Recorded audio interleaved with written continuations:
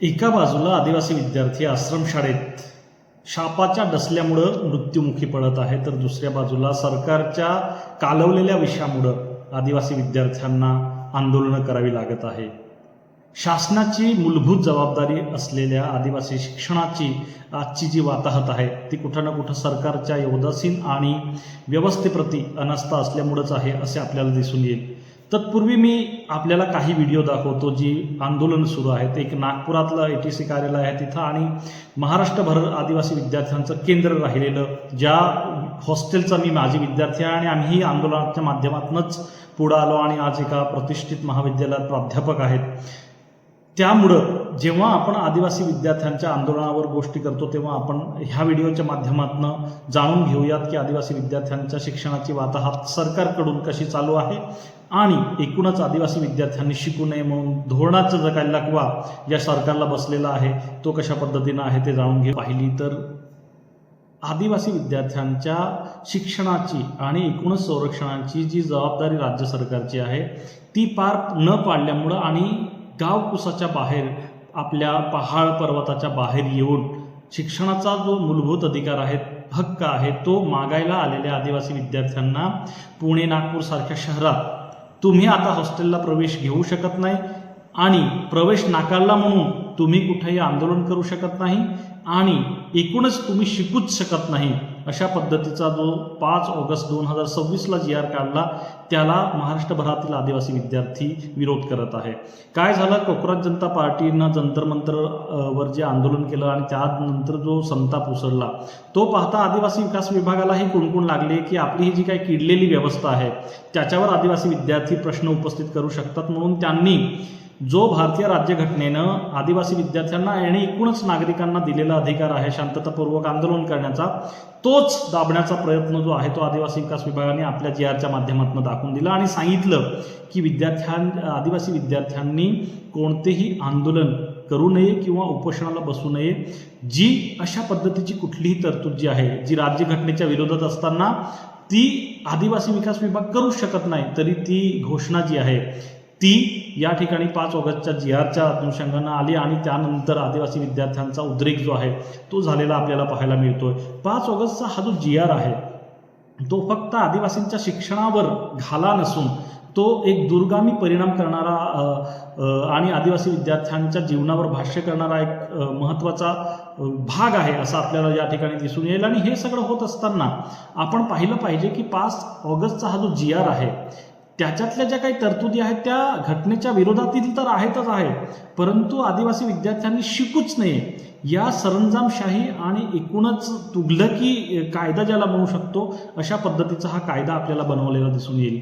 काय झालं की आदिवासी विद्यार्थ्यांनी जेव्हा गडचिरोलीचा एखादा विद्यार्थी नागपूरला शिकायला येतो किंवा नंदुरबारचा एखादा विद्यार्थी पुणे किंवा मुंबईसारख्या शहरात ॲडमिशन घ्यायला येतो त्यावेळी त्यांचा जो काही संघर्ष आहे तो अधिकृतपणे मान्य न करता ते शिक्षणाच्या प्रवाहाबाहेर कसे फेकले जातील यासाठीच हा GR काढला की काय अशा या ठिकाणी शंका निर्माण करण्यास भरपूर वाव आहे.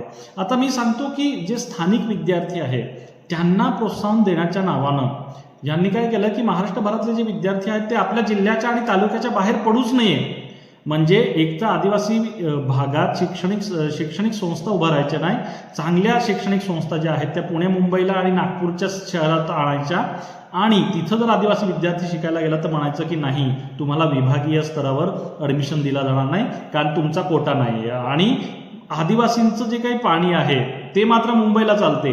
आदिवासींचं जे पाणी आहे ते जुन्नर आणि घोडेगाव प्रकल्पातलं सगळं पाणी पुण्याला चालते किंवा नागपुरातली जी सगळे आजूबाजूची धरणं आहेत ती आदिवासींच्या एरियातनं बनवलेली आहे. आदिवासींच्या जमिनीवरचं खनिज चालते, पण आदिवासी विद्यार्थी शहरात शिकायला आला तर त्याला प्रतिबंध घालणारा हा जो GR आहे हा एकूणच पाहता आहे नाही का आदिवासी विकास विभागाचं डोकं तरी ठिकाणावर आहे का हा प्रश्न उपस्थित करणारा आहे. आता हे सगळं पाहताना मी तुम्हाला एक गोष्ट सांगू इच्छितो की जी मुलं JEE किंवा NEET सारख्या परीक्षांची तयारी करतायत त्या सर्व मुलांना सोडून बाकी जी मुलं ज्यांचं BA किंवा MA करताना किंवा कुठल्या तरी कारणामुळं आईबाप नाही आहेत किंवा मजुरी करावी लागते आहे, शिक्षणासाठी पैसे नाही आहे, अशा कुठल्याही कारणानं जर गॅप पडला, शैक्षणिक खंड पडला, तर त्या विद्यार्थ्यांना शिकूच नये अशा पद्धतीचा हा तुघलकी जो शासन निर्णय आहे 5 ऑगस्टला शासनानं काढला. हेच नव्हे तर या शासन निर्णयाद्वारे असंही सांगितलं की विभागीय स्तरावर म्हणजे पुणे, नागपूर, मुंबई, नाशिक किंवा औरंगाबाद सारख्या विभागीय स्तरावर जे काही वसतिगृह आहे तिथं फक्त 30% ज्या जागा आहेत त्या विभागीय स्तरावरच्या बाहेरील विद्यार्थ्यांसाठी असतील आणि बाकी जे प्रवेश होतील ते फक्त विभागातल्या विद्यार्थ्यांचे होतील. आता हे विभाग पाहता मुंबईच्या जवळ आणि पुण्याच्या जवळ आहे नाही का, आदिवासी भाग जो आहे तो अतिशय कमी आहे किंवा औरंगाबादच्या आजूबाजूला आदिवासी भाग जो आहे तो कमी आहे, परंतु तिथं मात्र आदिवासी विद्यार्थ्यांना प्रतिबंधित केलं जात आहे. जिल्हा स्तरावर पण तेच आपल्याला नियम पाहायला मिळतील. दुसरं जे आहे की आतापर्यंत आदिवासी वसतिगृहात ॲडमिशन मिळवण्यासाठी कुठलीही वयाची बंधनं नव्हती. ती बंधनं यांनी 5 ऑगस्टच्या शासन निर्णयाद्वारे 26 वर्षापर्यंतच आदिवासी विद्यार्थी शिकू शकतो असं म्हटलं आहे. आश्रमशाळेत एक तर शिक्षण द्यायचं नाही, त्याच्यात गॅप पडला तर पुढं कसा तरी तो विद्यार्थी शिकण्यासाठी, अधिकारी किंवा नोकरी मिळवण्यासाठी किंवा काहीतरी चांगलं घडवण्यासाठी जर शिकायला पुढे येतोय तर त्यांना म्हटलं जातंय की तुमचं शिक्षण जे आहे ते फक्त 26 वर्षाच्या आतच पूर्ण करा, त्याच्या पुढं गेलं तर तुम्हाला शिक्षण घ्यायचा अधिकार नाही.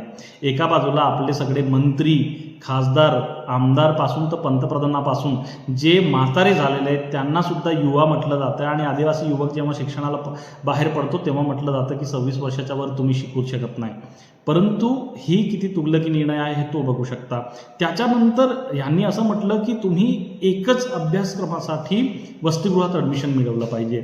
म्हणजे मी तुम्हाला सांगतो की एखाद्या विद्यार्थ्यानं BTech केलं तर तो MTechच करू शकते. तो MBAला किंवा मास्टर सोशल वर्कला किंवा लॉला अशा कुठल्याही दुसऱ्या डिग्र्याला तो ॲडमिशन घेऊ शकत नाही असा निर्णय आहे. परंतु असे निर्णय खरंच शासनाला करता येतात का, तर बिलकुल करता येत नाही. हे राज्यघटनेच्या विरोधात आहे. हे मी कायद्याचा मास्तर म्हणून मी तुम्हाला सांगू शकतो. आणि हे असे निर्णय जेव्हा आदिवासी विकास विभाग आदिवासी विद्यार्थ्यांवर लावते तेव्हा त्याची व्हॅलिडिटी आपण तपासली पाहिजे आणि हे आदिवासी विद्यार्थ्यांना त्रास देण्यासाठीच बनवलेलं आहे. दुसरी गोष्ट की एक अजून त्यांनी जो शासन निर्णयामध्ये जी नियमावली बनवली त्याच्यात समतुल्य अभ्यासक्रमासच प्रवेश देण्यात येईल असं म्हटलं आहे. म्हणजे ज्यानं BA केलं तर ते MAच करावं, त्यानं जर्नलिझम करू नये किंवा त्यांनी जे आहेत ते MSc करू नये. म्हणजे काही कोर्सेस असे आहेत की BA त्याच्यानंतर इकॉनॉमिक्समध्ये तुम्हाला MSc करता येते किंवा जिओग्राफीमध्ये तुम्हाला MSc सुद्धा करता येते जर BA तुम्ही जिओग्राफीमध्ये केलं असेल. पण आदिवासी विकास विभागाला हे माहिती असेल तर ना, या थोतांड अधिकाऱ्यांना एवढं सुद्धा माहिती नाही की कोर्सेसचं जे इक्विव्हॅलन्स आहे तो कशा पद्धतीनं बनवतात आणि कुठल्या प्रवेशासाठी. आता हे सर्व GR जो आहे तो कुठल्याही अभ्यासाविना यांनी बनवलेला आहे आणि याच्यात मग आदिवासी विद्यार्थी बाहेर कसा पडेल हाच त्यांचा एकमेव जो अजेंडा आहे तो या ठिकाणी सेटल करण्याचा प्रयत्न केला. दुसरी गोष्ट की व्यावसायिक अभ्यासक्रमाकरिता फक्त एकदाच वसतिगृहाची संधी जी आहे ती आदिवासी विद्यार्थ्यांना दिली जाईल. म्हणजे एखाद्या विद्यार्थ्यांनी LLB केलं आणि त्याच्यानंतर त्याला जर MBA करू वाटत आहे किंवा एखाद्या विद्यार्थ्यांना LLB ही समतुल्य डिग्री घेतली आणि त्याच्यानंतर त्याला पब्लिक पॉलिसी इन MA करायचं आहे, तर अशा वेळी त्यांना ते प्रतिबंधित करायचं असं म्हणत आहेत. अरे बेनांनो, तुम्ही हे साध्या गोष्टींसाठी जर आदिवासी विद्यार्थ्यांना अडवणार आहोत तर तुमची काय लायकी तरी आहे का हे असे कायदे बनवायची किंवा अशा पद्धतीचे निर्बंध टाकायची जे भारतीय राज्यघटनेच्या अगेन्स्ट आहे. आता अजून त्यांनी एक नियम बनवला की ग्रामीण भागात 5 किलोमीटर, तालुका स्तरावर 15 आणि नगरपालिका किंवा महानगरपालिका कार्यक्षेत्रात 10 किलोमीटरच्या पेक्षा जास्त अंतरावरच्या कुठल्याही महाविद्यालयात तुम्हाला प्रवेश घेता येणार नाही. घेतला तर तुम्हाला वसतिगृहात प्रवेश दिला जाणार नाही.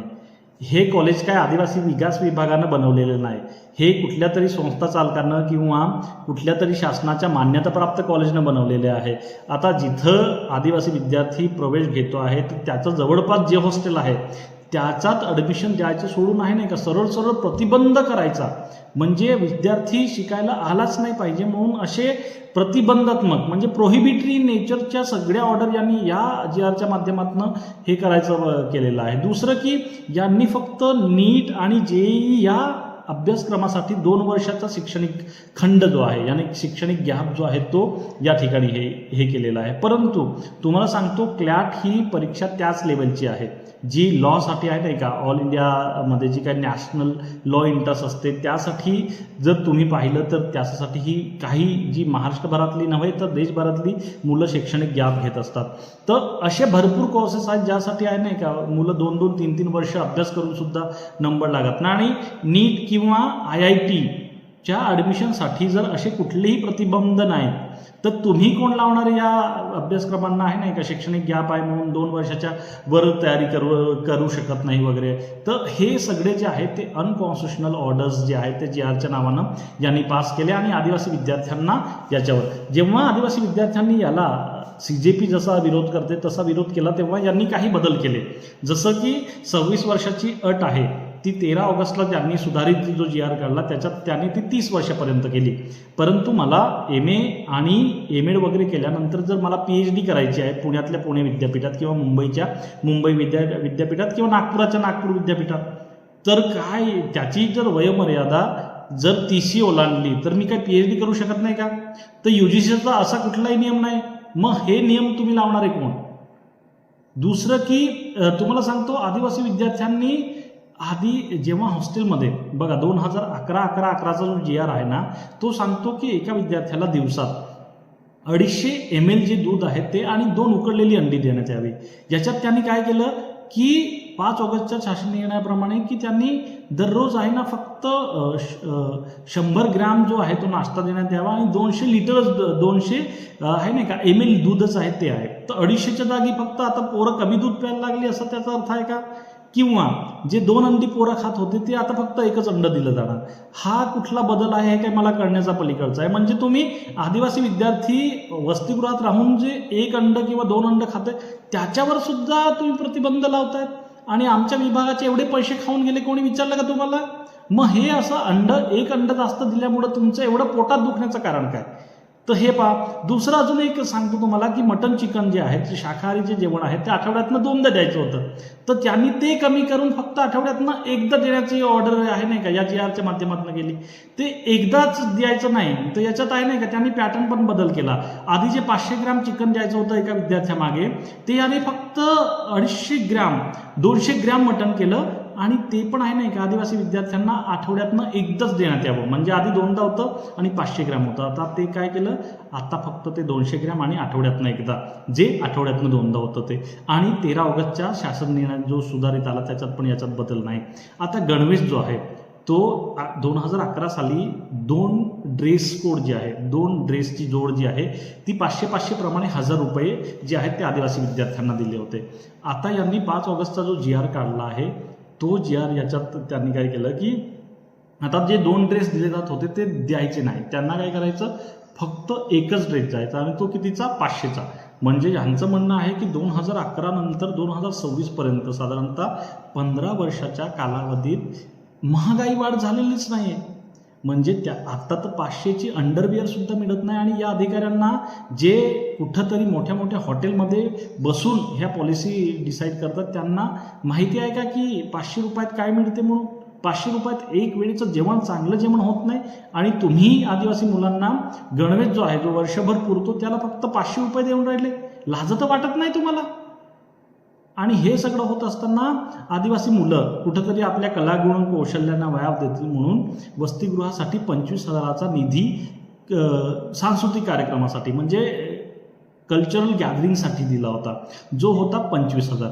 ज्यांनी काय केलं की तो वसतिगृहाचा जो निधी आहे आता साऊंड सिस्टीम सगळ्या स्वस्त झाल्या, मंडपं स्वस्त झाली, जेवण खावणं सगळे स्वस्त झाली म्हणून काय असे ना की ज्यांनी फक्त तो 15,000वर आणला. 15,000 मध्ये तुमच्या पोरीचा बड्डे तरी करून पहा अधिकाऱ्यांनो. आदिवासी विकास मंत्री जो रोज आहे नाही का 10 गाड्या घेऊन फिरतो त्याला एका वेळचं डिझेल टाकून दाखवू म्हणा. आणि आदिवासी विद्यार्थ्यांना त्यांनी सांगितलं की तुम्ही आहे नाही का फक्त 15,000 मध्ये तुम्ही कल्चरल कार्यक्रम आहेत ते करून दाखवा. ह्या कुठल्या विचारानं हे GR पास केलेलं आहे हेच मला आहे ना बघून या ठिकाणी अतिशय लाज वाटते की आपल्या महाराष्ट्रात हे होत आहे. आणि हे होत असताना देशभरातले आदिवासी लोकांनी जागृत होऊन याला विरोध केला पाहिजे.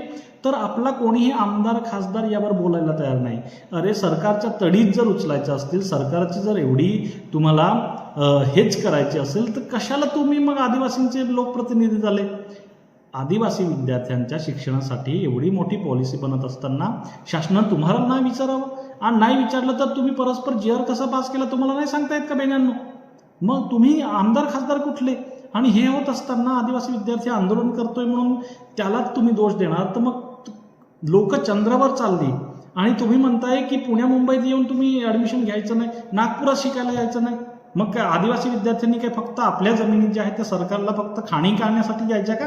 शिक्षण आदिवासींचा हक्क आहे तर तो हक्क मिळवण्यासाठी जर आदिवासी विद्यार्थी आंदोलन करत असतील आणि तिथे शांतता पूर्ण करत असतील तर त्याचा वसतिगृहाचा माजी विद्यार्थी आणि एका जबाबदार महाविद्यालयाचा प्राध्यापक म्हणून मी या सर्व विद्यार्थ्यांच्या पाठीशी आहे. आदिवासी विद्यार्थ्यांनी हे आंदोलन पुढे घेऊन जावं आणि आदिवासी हक्कासाठी असंच भांडत राहावं. प्रसंगी ते सरकार असेल किंवा हे प्रशासन असेल किंवा जो कोणी आदिवासींच्या शिक्षणाचा आड येत असेल किंवा राज्यघटनेच्या विरोधात काम करत असेल त्या सर्वांना विरोध करावा असंच मला वाटते. व्हिडिओ आवडला असेल तर सर्वांपर्यंत शेअर करा आणि सपोर्ट करा. धन्यवाद. आपकी जय जय आदिवासी. मी डॉक्टर कैलास.